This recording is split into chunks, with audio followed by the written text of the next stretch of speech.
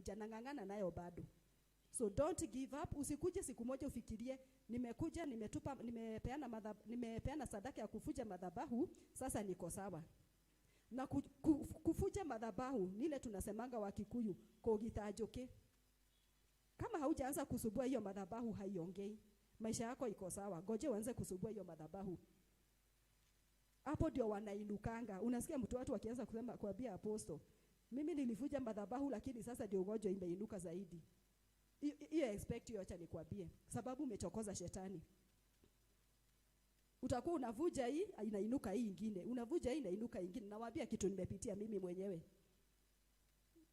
So usifikirie vile umekuja kwa hii madhabahu utaobewa, uanze kuvuja madhabahu, uchukue pesa zako upatie apostle. Ukigojea kitu ya siku 2 ukute haitedeki, ujue ni nyuki unachokoza.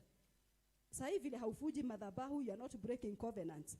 Madhabahu yako imenyamaza tu, hauiulizi. Ngoje ile siku utaiguza. In fact hata si ile siku utaiguza, vile umeingia kwa ile mlango, hii madhabahu imeinuliwa sababu ya kuvuja madhabahu. So the minute umekanyanga huku, kuna maagano imevujika. Na mwenye anaingia huku akijua ni wapi anaenda, labda uliomba Mungu ukamwambia Mungu, nikienda hiyo madhabahu nataka kukuona. Kuna mambo yatatendeka kwa maisha yako.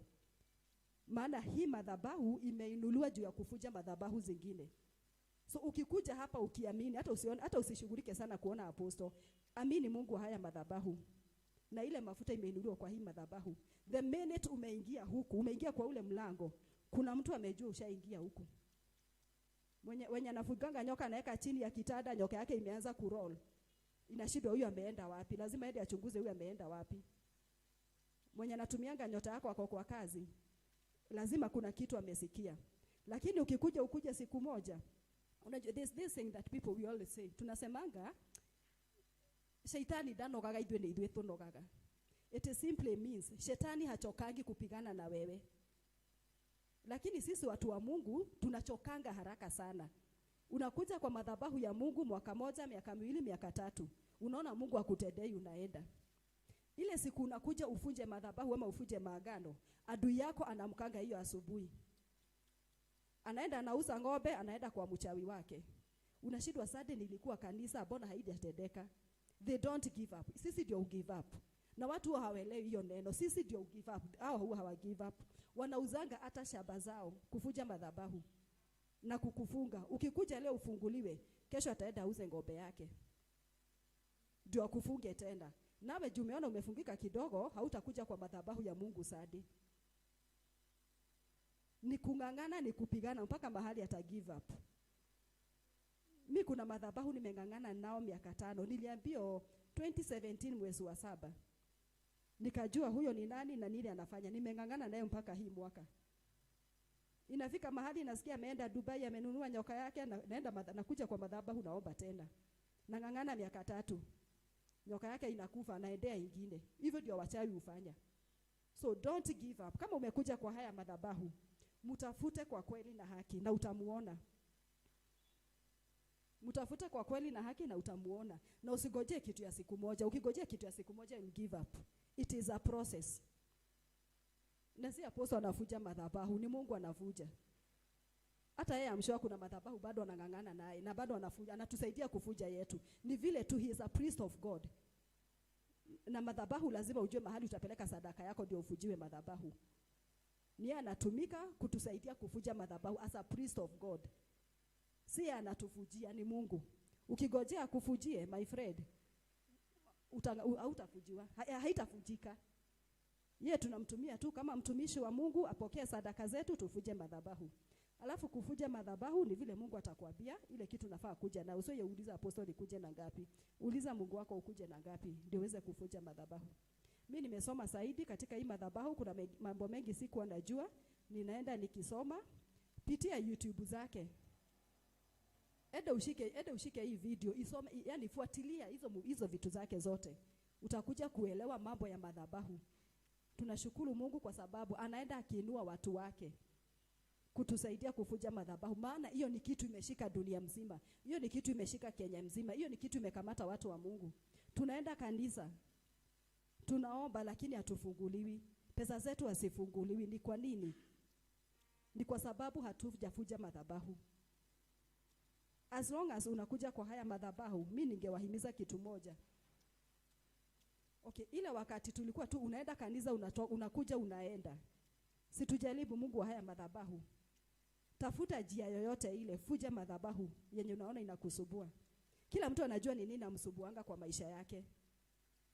Kuna ako ka kitu major Kenya unaona haka ndio unisubua. Na hata niwaambie madhabahu inakuanga ya aina mingi. Ni vitu hata hauelewi. Mimi nilikuwa na altar ya bitterness ilikuwa inanisubua. Juzi on Sunday apostle aliongea mambo ya bitterness. Akasema hata hiyo inakuanga roho. Kama kuna mtu alikuwa na bitterness ni mimi. Na imevujika hii mwaka. Kama kuna mtu alikuwa na spirit of impatience ni mimi na imevujika huu mwaka. Kama kuna mtu alikuwa na madhabahu ya anxiety, yani ni vitu hauelewi. Juu watu wengi tuna expect madhabahu ya cancer, madhabahu ya drug abuse kama bangi. Hizo vitu tatu they are just faces, yani ni kama attitude hivi ama kitu mtu hawezi fikiria. Lakini mimi nikianza kufuja glasses kwa nyumba, my friend, kabla utoke hapo kuja unishike, nilikuwa nimefuja nini? Na kwanga nimefuja dazani mzima. By the time unaamka hapo ufikirie unishike mkono, nilikuanga nimevuja dazani mzima ya glasses. Spirit of bitterness. Sikuwa nakaa na simu mwezi moja. Unanunua simu ya 13,000 within 1 week umegongesha kwa ukuta. Spirit of bitterness.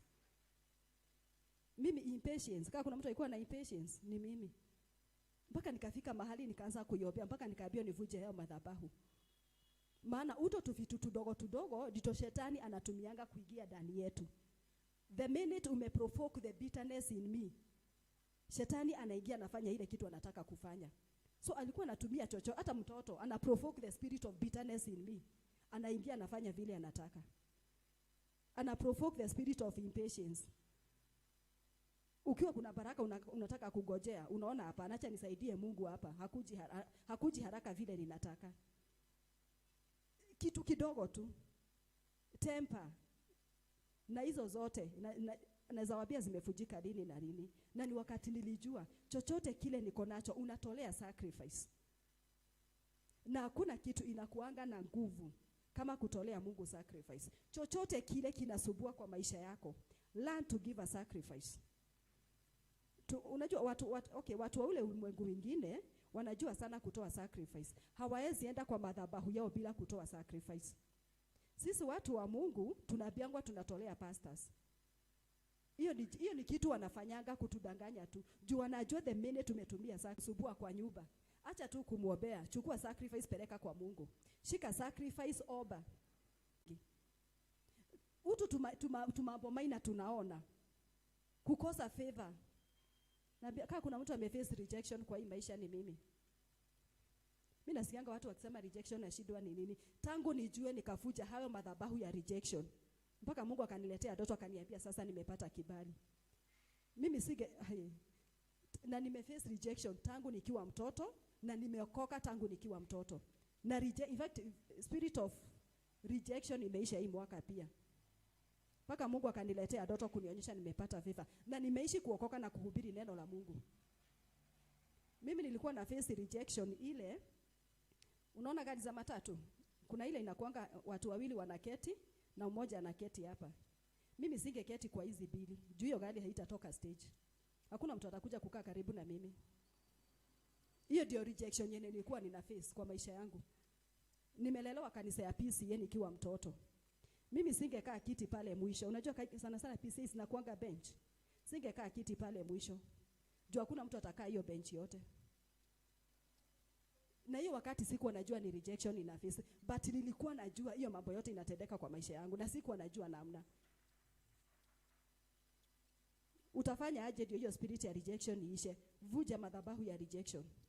Maana ni madhabahu iliinuliwa. Ukuwe na hiyo rejection. Chochote kile unapitia kwa maisha yako, acha kukua na ugumu wa kutoa. Hiyo ugonjwa inakusumbua hata kabla uone apostle. Funga, tafuta siku 2-3 funga. Ukiwa umeshika sadaka yako, peleka kwa madhabahu, enda nyumbani. Hiyo imeisha.